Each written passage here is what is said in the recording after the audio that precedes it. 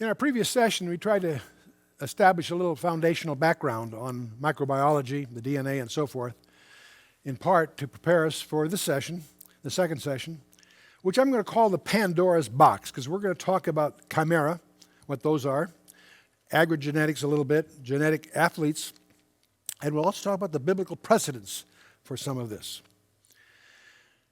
The price of unbridled curiosity can be labeled, do not open under any circumstances. Pandora, this is a legend, of course, in Greek mythology. Pandora was the first woman on earth. I didn't realize that until I researched this a little bit. We've all heard about Pandora's box. The idea is that the gods had given her a box and warning her never to open it. Why'd they give it to her in the first place? But anyway, they gave her, do not open under any circumstances, in effect. And of course, obviously, her curiosity finally overcame her, and she opened the mysterious box, out of which flew innumerable plagues for the body and terrors for the mind. And therein lies the myth or of Pandora. So we're going to talk about this whole reality we're tampering with. We're tampering with the engines of creation in which we really don't understand their implications. And we're going to discover that the myths of yesterday can become the realities of tomorrow.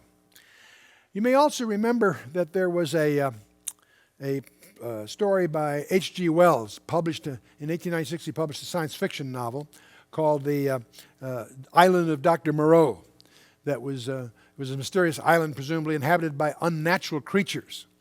And these creatures were the result of horrific experimentation, part animal, part human. And the novel tried to warn of the dangers of unchecked and irresponsible scientific research. Well, hybrid animals that were imaginary in the days of H.G. Wells are becoming laboratory experiments. Hybrid animals, crossing species, are called chimeras. That's a term taken again from mythology, Greek mythology. It was a creature with a lion's head, a goat's body, and a serpent's tail. And so scientists have created sheep now that possess human hearts and livers. They have pigs that have been born with human blood, believe it or not. And see, we're altering the genetic makeup, and what is becoming of great concern is that we may have opened the Pandora's box, because as we start crossing species, we open up the opportunity for diseases that we've never seen before, for which we have no cure. Let's talk of mice and men. Scientists at the Salk Institute in San Diego recently engineered mice that possess a small percentage of human brain cells. Scientists injected human embryonic cells in the brains of rodent fetuses, resulting in the birth of mice with both human and rodent brain cells. I know you can make a lot of remarks of people you may have met, but we won't go there. One goal of the research is to make realistic models of neurological disorders such as Parkinson's disease and Lou Gehrig's disease. So it has noble goals, but it's opening a nightmare here. Irving Weissman of Stanford University and his team injected human neural stem cells into mouse fetuses. Weissman also helped make the first mouse with a nearly complete human immune system. Although the percentage of human brain cells in existing mice is only about 1%, Weissman is considering making a chimeric mice with brains which are made entirely of human cells. Now, see, the problem here is there are very few safeguards against errors or abuse. There are limitations when you start making cross species, all kinds of things. When you start messing around this way, you open up an avenue of contamination and involvement and mutations and what have you that can be disastrous. We could have unknown disease or complications. Now, we also have the potential of self-replicating mutations. All of these are impossible to fully anticipate. There are very few regulatory or procedural disciplines. There are small, intensely competitive laboratories, very few government or established laboratories. These are often small ventures that are racing for patents. We're not dealing in a structured environment. We're talking about the hurly-burly of a startup situation. You need to understand that closed-loop systems often operate counterintuitively. You can, in the winter, open a window and have a breeze blow on the thermostat to cause your house to overheat. In other words, the implications can often be counterintuitive. Allergies are viewed as immune system overreactions. Cancer is really caused by regulatory anomalies. Cross-species diseases, of course, open this nightmare. Retroviruses can skip generations. You can create a disease that only your grandchildren will discover. And you have this whole idea of intelligent intruders, fabricating diseases that have knowledge and that are directable. They're actually talking about making diseases that will target a specific DNA category. That's where you get into the Chimera Bellerophon weaponry. There's weaponry and counter weaponries already surfacing in the entertainment media, but they're not very distant in terms of feasibility from the laboratory. Genetic weapon targeting. A European think tank in Stockholm said the free access to genetic sequence data for the human genome and the large number of other genomes, including for pathogenic microorganisms, could pose a significant threat if misused. This information can be misused to make targeted genetic weapons. Terrorists might develop a pathogen that could target a specific ethnic group. According to the Scientists' Working Group, Biological and Chemical Weapons, the Center for Arms Control and Non-Proliferation. So the caution flags are flying. There's also the yuck factor. You see that mouse with an ear on it and so forth, you get sort of repulsed by that. Why? Is it just an obstacle to scientific discovery, or is this evidence of a troubled conscience? Let's take an example from real life. In 1918, there was a flu virus that killed between 20 and 50 million people in just a couple of months. They called it the Spanish flu. They had no idea what caused it. It killed more people than the Black Plague of the Middle Ages or have killed in AIDS. They now, after a 10-year study, have reconstructed the gene that did it. They took lung tissue from 2 soldiers and an Alaskan woman that all died in 1918. They dug up the graves and took samples and studied it, and they believe they've reconstructed what caused this peculiar flu. It was a bird flu that jumped directly to humans. This comes at a very interesting time because there's widespread panic going on because of the avian flu that is already very serious, and only a few small cases in humans, but they're very worried that if it jumps successfully into the human genome, it could wipe out major percentages of our population. See, apparently genetic changes cause the lethality that the bird flu was able to jump into the human genome. Now, pandemics, apparently, there were 4 occurring in the last century. They figure they occur about every 30 years. People that study these things. The pandemics of 1957 and 1968 being examples. In 1968, in Hong Kong, somewhere between 1 and 4 million people died. The avian flu could become a global pandemic if a strain develops that can jump readily from human to human. Experts estimate that 1/3 of the world population could get infected, over 50 million fatalities.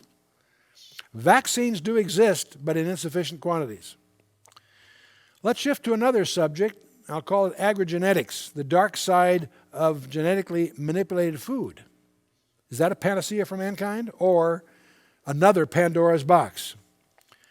Genetically altered corn. Here's a disturbing case study. Starlink is a proprietary corn spliced with a powerful toxin, Bacillus thuringiensis, or commonly called BT. The controversial Cry9C variety is 50 to 100 times more potent than any other BT-spliced insecticide. Critics warned unfamiliar foreign proteins could set off dangerous food allergies in humans, with symptoms ranging from fever, rashes, and diarrhea to anaphylactic shock and even sudden death. The FDA approved it only for animal feed. That sounds safe enough, doesn't it? Starlink corn has not yet been commercialized in any country other than the U.S. So this is a U.S. case study here. Kraft, the largest food corporation in America, had to recall 2.5 million boxes of corn tacos. The USDA recalled all Starlink corn on 350,000 acres planted across the United States, over 400 brands of tortillas, shells, tostadas, chips, recalled from thousands of supermarkets throughout the United States. The largest food processors, Kellogg's, ConAgra, Archer Daniels Midland, and Tyson, shut down their grain mills. Apprentice, Kraft, Safeway, Mission Foods, Western Family, Shaw's, Food Lion, Randall's, Kroger, Albertsons, and so forth, plus the grain elevators and farmers, face several $100 million in losses. More than 28,000 truckloads, 15,000 rail cars, and 285 barges of corn tested positive for Starlink.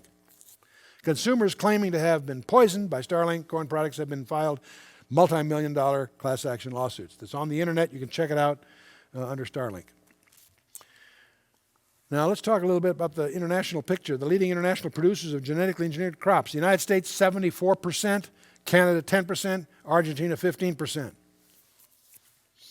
Economic sanctions could threaten the meltdown of the entire global free trade system in the minds of many.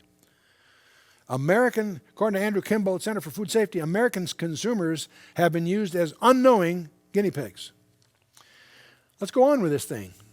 The pollen from the Bt corn turns out to kill monarch butterflies. Mexico is the winter home for the monarch butterflies who migrate south from Canada and the United States. It is also killing beneficial soil microorganisms and is thus damaging the entire soil food web, as well as killing beneficial insects such as lacewings and ladybugs.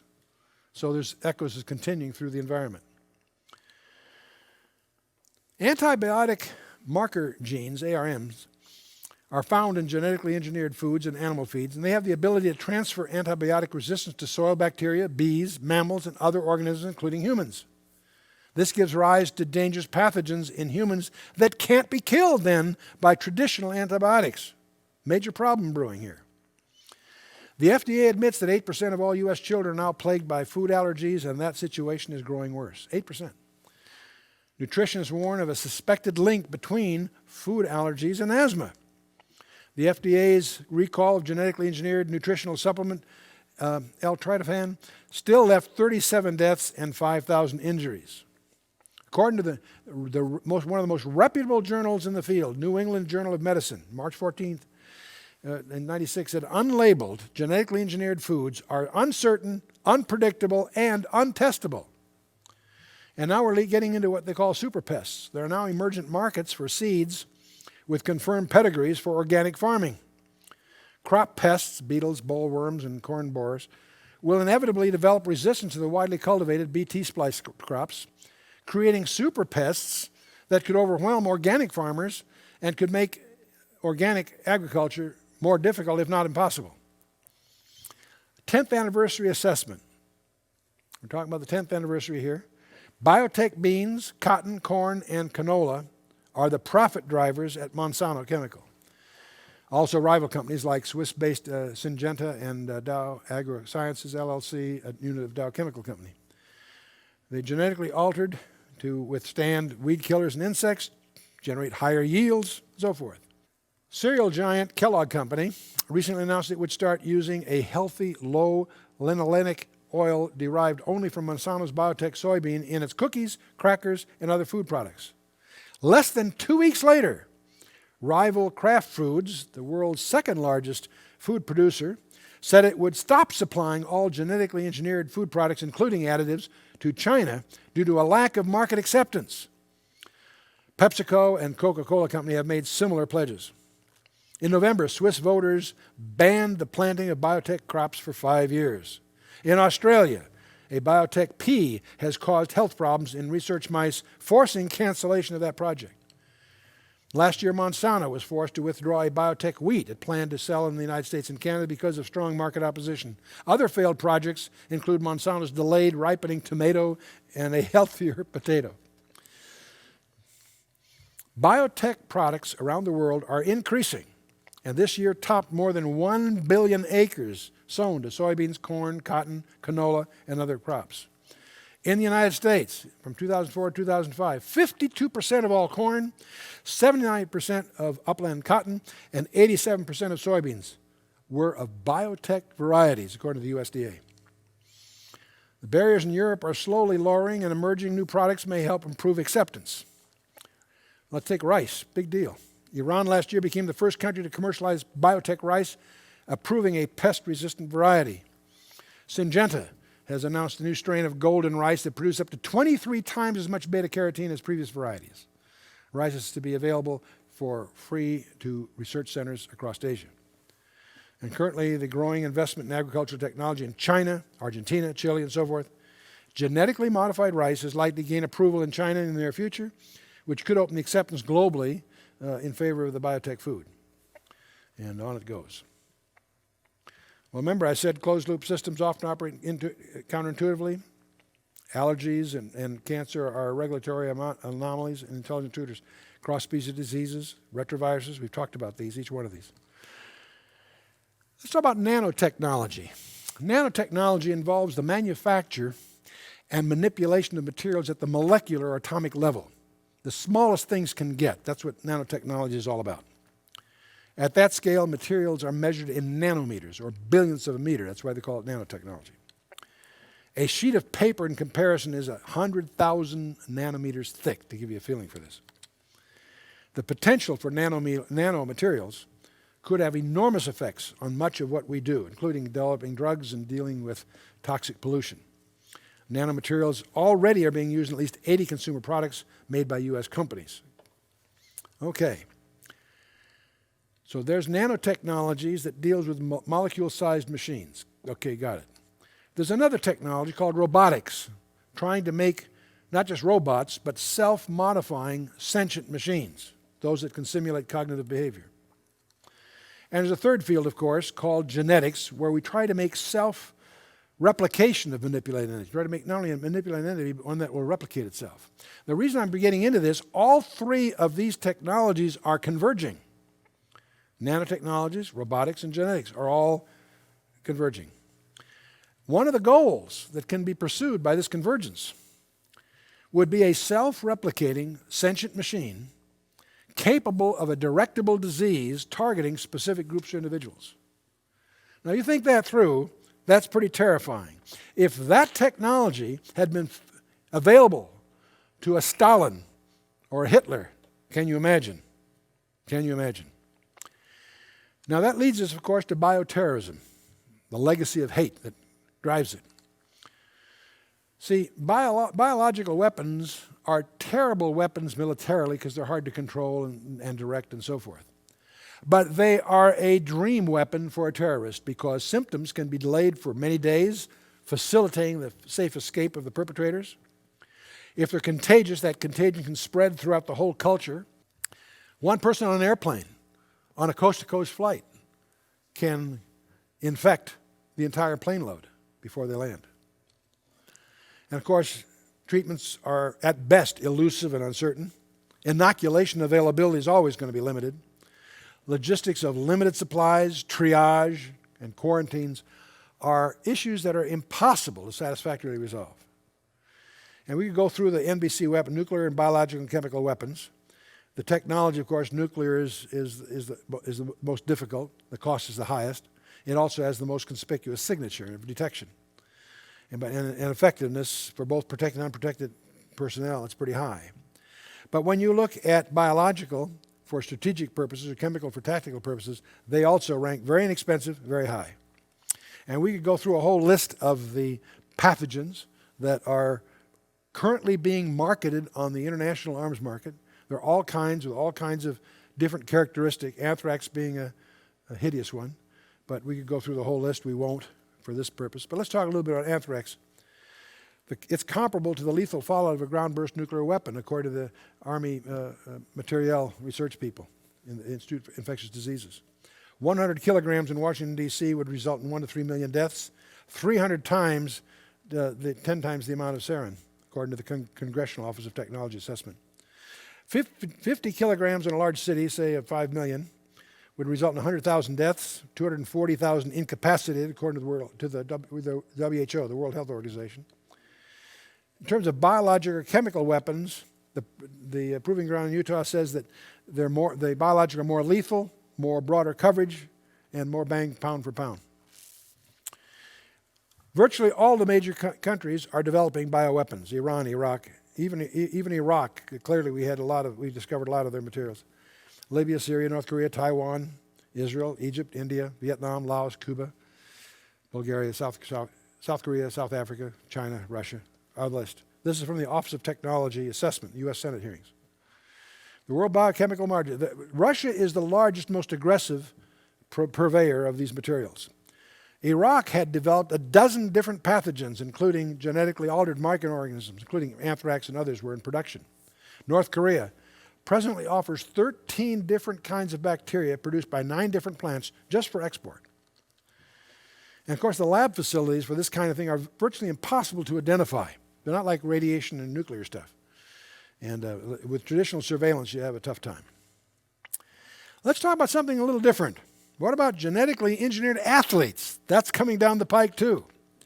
Scientists at Johns Hopkins University have discovered a gene in mice which controls growth, the GDF8. This growth differentiation factor disrupts yielded super mice 3 times larger and much stronger, according to the article in Nature magazine. 7 years ago, H. Lee Sweeney at the University of Pennsylvania was investigating ways that gene therapy might help people with muscular dystrophy or elderly patients that had muscle mass that was dangerously declined.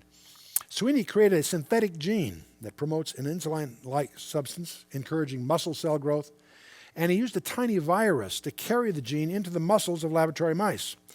The mice grew 15 to 30% larger than normal, even though the mice had no exercise. And when middle-aged mice were genetically enhanced, they grew to old age and retained their mega muscles. Si-Jin Lee, a Johns Hopkins researcher, accelerated muscle growth in mice by blocking the gene that produces a protein that limits muscle growth. And children with this rare mutation naturally can be exceedingly strong for their age. Another researcher genetically modified the fat-burning abilities of mice muscles to significantly increase endurance. In 2003, researchers were able to genetically increase the level of erythropoietin, EPO, in rhesus monkeys. EPO is a hormone that encourages red blood cell formation, as used clinically to treat diseases like anemia. But it's also notoriously used by athletes to improve endurance in events like cross-country skiing and cycling. The genetic modification in some of the monkeys worked very well, so well, in fact, that their thickened blood had to be diluted for them to survive. And other monkeys, in other monkeys, their own immune systems attacked the novel EPO as well as their natural EPO, leading to severe anemia. ACTN3. For a year now, a company in Australia, Genetic Technologies Limited, they offer a DNA test that detects variations in the ACTN3 gene. The ACTN3 gene produces a protein that enhances the kind of operation that we call a fast twitch in muscle fiber, the kind that is involved in activities like sprinting or powerlifting, as opposed to endurance sports like marathons. In one variation of ACTH3, the production of the protein is repressed. So while muscles remain normal, they have much less of the fast twitch enhancer. Everyone has 2 copies of the gene, one from each parent. So it's possible to have 1, 2, or no repressed versions of the ACTN3 gene. In a study of 300 elite-level athletes, including 500 Olympians, every one of the sprint power athletes tested had at least 1 normal copy of the ACTN3 gene. All were producing at least some of the fast-twitch protein enhancer in their muscle fibers. Endurance event athletes were more likely to have 2 copies of the repressed variant. The absence of the fast-twitch protein may have supported the development of slower, more efficient muscle fiber. Genetic Technologies cautions that the test, which is sold only in Japan and Australia for about $100, doesn't predict a champion. There are too many other factors for that. But it is intended to help athletes choose what events they should train for or shouldn't train for. That's its use so far. But it may go further. See, despite the serious dangers, genetic manipulation is likely to be an emerging trend in highly competitive events, especially when backed by ambitious governments. You can fill in the blanks. Testing genetically altered athletes is also likely to be very difficult, involving muscle biopsies and the search for very subtle changes and so forth. It's a difficult area. Well, now let's get down to the other aspect of this, the biblical precedents. We're tampering with the human genome. Are there biblical precedents for this sort of thing? Well, Jesus warned us in Matthew 24 again. He said, but as the days of Noah were, so shall the coming of the Son of Man be. In order to understand what he meant, you have to understand what it was like in the days of Noah. When you read Genesis 6, the first 2 verses are a single sentence. That's important to be sensitive to. It came to pass when men began to multiply on the face of the earth and daughters were born unto them, that the sons of God saw the daughters of men that they were fair and took them wives of all which they chose. The sons of God, this translates the Hebrew word Benai Ha-Elohim, which is translated sons of God. It is always used of angels in the Old Testament, in Job and several places and elsewhere. In the book of Enoch, which is not part of the Bible, but it's a valuable reference from about the 2nd century BC through the 2nd century AD, in terms of grammar, lexicon, and what the rabbis believed. They clearly saw this text as referring to angels, fallen angels, of course. Also, the Septuagint translation of the Old Testament, done 3 centuries before Christ's ministry. It translates this term as angels. But it goes on, then when it speaks of the angels here, other phrase there is Banoth Adam, the daughters of Adam. I want you to notice that's not the daughters of Cain, it's the daughters of Adam, with not distinction. So the sons of God, these fallen angels apparently, saw the daughters of men in general, that they were fair, and took them wives. When you get down to the 4th verse, there's a disturbing remark. It says, there were Nephilim in the land in those days. That word is translated giants, but it comes from the Hebrew word Nephal. The Nephilim comes from the term to fall away, to be cast down, to desert. The Nephilim are the fallen ones. These were the hybrids the angels were trying to create. These fallen angels cohabited with women and were somehow able to create hybrids in an attempt to distort the messianic line. It gave birth to the Hagibarim, the mighty ones. These were giants, but that's not what the word really means. The word in the Greek is gigantes, which is transliterated giants, but it really means the earthborn. It comes from gigos, the earthborn. The Lord said, my spirit shall not always strive with man, for he also is flesh, and yet his days shall be numbered 120 years. And there were giants in the earth in those days, and also after that, when the sons of God came into the daughters of men, and they bare children to them, the same became the mighty men which were of old, men of renown. This happened not only before the flood, it also happened subsequently, and you need to understand that if you're going to understand the Old Testament history and the Old Testament prophets. There's another verse of note here in the 9th verse of chapter 6. It says, these are the generations of Noah. Noah was a just man and perfect in his generations, and Noah walked with God. The word perfect in his generations, the word in the Hebrew is tamim, which means without blemish, without spot, unimpaired. It speaks of physical defects. One of the distinctives of Noah, and there are several, but one of the distinctives was that his genealogy had not been contaminated by this mischief of the fallen angels. The New Testament, if this is a correct perspective, the New Testament will confirm it. It does it in 3 places. In Jude, verse 6 and 7, the angels which kept not their first estate, Jude talks about, but left their own habitation, he hath reserved an everlasting change under darkness into the judgment of the great day. Even as Sodom and Gomorrah and the cities about them in like manner, giving themselves over to fornication and going after strange flesh, are set forth an example. He goes on to make his point. But I want you to notice that Jude makes reference to his readers about these angels which fell, did this mischief, that are now at the moment incarcerated in a special case for a special judgment. Left their own habitation. Why? They were going after strange flesh and so forth. The word okaterion occurs only twice in the New Testament, in Jude 6 and 2 Corinthians 5:2. In 2 Corinthians, Paul talks about aspiring to our resurrection bodies. For this we groan earnestly, desiring to be clothed upon with our house which is from heaven. And that word house there is okaterion. That same word is used by that's the same word that's used in Jude 6 of the angels that disrobed from. In 2 Peter 2, Peter says, if God spared not the angels that sinned, but cast them down to Tartarus and delivered them in the chains of darkness to be reserved in judgment, and spared not the old world, but saved Noah, and he goes on. He not only makes reference to the same event, he even ties it to the days of Noah. And the word Tartarus is a difficult word. It's the only place it shows up in the New Testament, but it's a Greek term for the dark abode of woe. It's the pit of darkness of the unseen world. In Homer's Iliad, it's described as being as far below Hades as the earth is below heaven. So I don't know where it is, but I don't want to go there. So this is the commonly taught lines of Seth view emerged in the 5th century. It's commonly taught in many seminaries. Many people think, well, what was really going on was just the lines of Seth commingling with the line of Cain, but they weren't supposed to. That view emerged in the 5th century. It has no scriptural support. It can be shredded on several ways. The fallen angel view was the view of the ancient Hebrew scholars. It was the view of the early church. It prevails among conservative scholarship today, and it's confirmed at least 3 times in the New Testament. The Sethite view does violence to the text itself. It implies a separation that was not called for. It assumes that the Sethites were the godly ones. They were not. It infers that the Cainite was it was only the subset of the Adonites. It also doesn't deal with the unnaturalness of the offspring.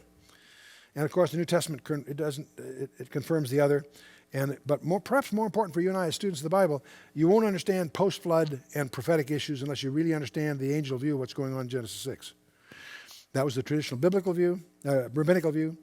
The Book of Enoch is just not because it's not an inspired source, but it's used for grammar and history. The testimony of the 12 patriarchs is another such source.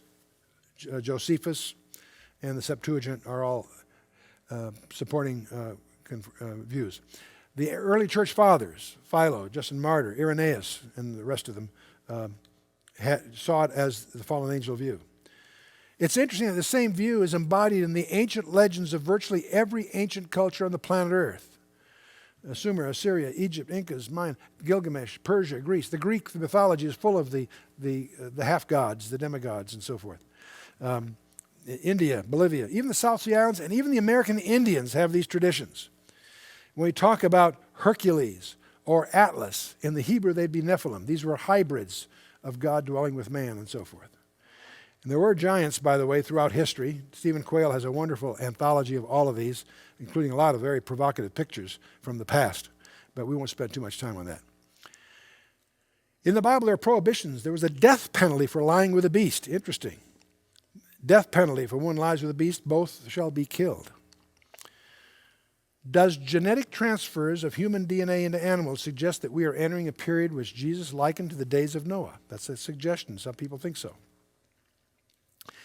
There's also this bizarre attempt to try to clone Jesus by some. Their concept is to take a DNA sample from a religious relic, do a nuclear transfer to a stem cell, get a virgin surrogate mother. By the way, this has got to be a very high-risk enterprise. Even the sheep Dolly involved 276 failures before they got one. So you got to find some volunteers here. What's interesting, though, there's some historical evidence to suggest. See, one of the things they're thinking of doing is trying to get a DNA sample from the Shroud of Turin. Well, one of the problems with that idea, even if it would work, is the Shroud of Turin probably was not the shroud of Jesus Christ, despite some people who like to view it that way. The evidence seems to be accumulating that it probably was the shroud of Jacques de Molay, the last of the Knights Templar, that was crucified in a mock simulation of what Christ went through before later being burned at the stake. But he was the Grand Master of the Knights Templar. He was executed in a parody of the crucifixion in 1314. So if they do succeed in cloning this guy, they may not get the guy they think they're going to get. But there's also these strange remarks about the Antichrist, the beast that was and is not, even he is the 8th, and is of the 7, and goeth into perdition, from Revelation 17:11. Many scholars have different views on that, but one of the possibilities that it's hard to refute is that it might be referring to a clone. The beast that was and is not, even he is the 8th, is of the 7, and goeth in perdition. I'll let you run with that. I have a little different view, but that's not the place for it here. And then, of course, we have the most famous verse in Revelation to many people, Revelation 13:18. He caused both the small and the great, the rich and the poor, the free and the bond, to receive a mark in their right hand and in their foreheads, that no man might buy or sell, save that he had the mark, or the name of the beast, or the number of his name. Here's wisdom. Let him that hath understanding count the number of the beast, for it is the number of a man, and his number is 666. People who know nothing else about the Bible all know about the 666. Most people presume that this has something to do with gematria, or gematria, or gematria. And the problem here is that there's many official forms of gematria, at least 7 listed here. And what this really says is you can make any name somehow fit if you try hard enough. There's an expression in the computer industry I'm fond of. It says, if you torture the data long enough, it'll confess to anything. And that's what many people do with these constructions. Now the 666, if you take the word Christos in the Greek, it's you take the first and last letter and put a serpent between the two, you get a symbol for the Antichrist, or pseudo-Christ is more precise. Antichrist is misleading. The term actually means in the place of Christ. He's against Christ, of course, but it's the instead of Christ that's the key part of it. But if you take those three, the first and last and the serpent in the middle, you end up with 666 from the Greek geometrical values. So it's 666. But the question is, whose numbers? People get all upset. Christians get all upset with credit cards and barcodes and so forth. Many point to barcodes and insertable chips. Now, this may be very important to implement the technology of control that this final world dictator will enjoy. No question about it. But they may not have anything to do with identity, what we're talking about. So the fact that barcodes, some of them use 6 as a separator symbol, people make a big thing of that. I think it has nothing to do with what we're talking about. The insertable chips that's being used in livestock and other in inventory control applications, that's coming. What they all overlook is that it's not our number or number that we have that's the issue. It's his number that we take as an identity of allegiance to him. That's the critical issue. People miss that point. I think that the reason that people take his mark on their hand or their forehead is probably derives from the only physical description we have of him in the Bible. That's in Zechariah 11, the last verse, where Zechariah says, woe to the idol, that's I-D-O-L, like an idol worshiper. Woe to the idol shepherd that leaveth the flock. The sword shall be upon his arm and upon his right eye. This apparently refers to the head wound that Revelation talks about several times. His arm shall be clean dried up, and his right eye shall be utterly darkened. It's interesting. It's a speculation, but maybe these impairments of his arm and his eye is a vestige of this head wound that is so prominent in the book of Revelation. And maybe those that are pledging allegiance to him take his mark on their hand or their forehead or both to demonstrate or be an insignia of that allegiance. Who knows? We'll see. But let me mention another technology you probably haven't heard other people talk about, and that's to reach out and touch someone. Before you leave a business, imagine this coming up now. Before you leave a business-related luncheon, you shake hands with 5 different colleagues, and in so doing, you collect their electronic business card information through a simple handshake. You walk out to the parking garage where a car unlocks as you touch the door handle. And you pick up your son from school and he hops in the car. He sticks a wireless headset in your ear. It says, hey, Dad, you got to listen to track 3. What we're dealing with here is RedTacton Technology. Through the latest advances in photonics and optics, electronic data can now be sent over the surface of a human body. Human skin has electromagnetic fields over which electronic information can pass. RedTacton is the term used by Nippon Telephone and Telegraph Corporation. Their transceivers contain electro-optic technology that uses these naturally occurring electrical fields to send data at 10 megabits per second over the surface of the human body. So drop your MP3 player or your PDA or your cell phone into your pocket without missing a beat, literally, because the current never actually touches the human body itself, only its electromagnetic fields. You do not have to take your ID card from your pocket. Just touching or walking with your PDA in your pocket is enough for authentication. The electronic information from your MP3 player could be transmitted to your dance partner's earphones as you hold hands. See, the devices do not actually have to touch the skin. So RedTacton also provides a way to pay bills or to gain access to secure locations by a mere touch of the finger. Well, so much for that speculation. We'll see if it seems to be coming. The restrainer in 2 Thessalonians 2 may be restraining far more than we have any idea. It's my personal belief that once the rapture occurs, the world at large will become more bizarre, more strange than we have any capacity to imagine. It's going to be the biggest shock of the planet Earth has ever had, and it's going to be probably more strange than we could possibly portray in a science fiction movie or something of that nature. After the restrainer's removal, the world will prove to be far more... there's no way I would be able to imagine doing a science fiction movie that would try to capture that, or if I could, it would look so bizarre as to be unacceptable. Well, let's stand back from all of this and summarize. Man is presently invading a world of which he has only the faintest glimpses. The uncharted impacts can replicate unseen, can transcend borders, species, and generations. Only the most committed can persist in denying the role of a deliberate creator. There's two things we're learning here. As we learn the horrors that are possible, that's the one side of it. The other hand, we also can't help but gain an awe and a respect for the designer who put it together in the first place. Absolutely fantastic. To ascribe it to random, unaided chance is ludicrous and definitively defined as absurd. See, you and I are indeed fearfully and wonderfully made. Let's take a look at Psalm 139 again. For thou hast possessed my reins, thou hast covered me in my mother's womb. I will praise thee, for I am fearfully and wonderfully made. Marvelous are thy works, and that my soul knoweth right well. Thine eyes did see my substance, yet being incomplete. And in thy book all my members were written, which in continuance were fashioned, when as yet there was none of them. In other words, this alludes to his design occurring before the fabrication and so forth. Fabulous stuff.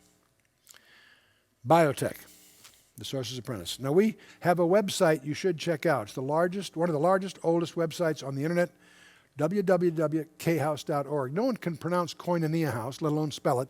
Everyone calls us K-House, khouse.org.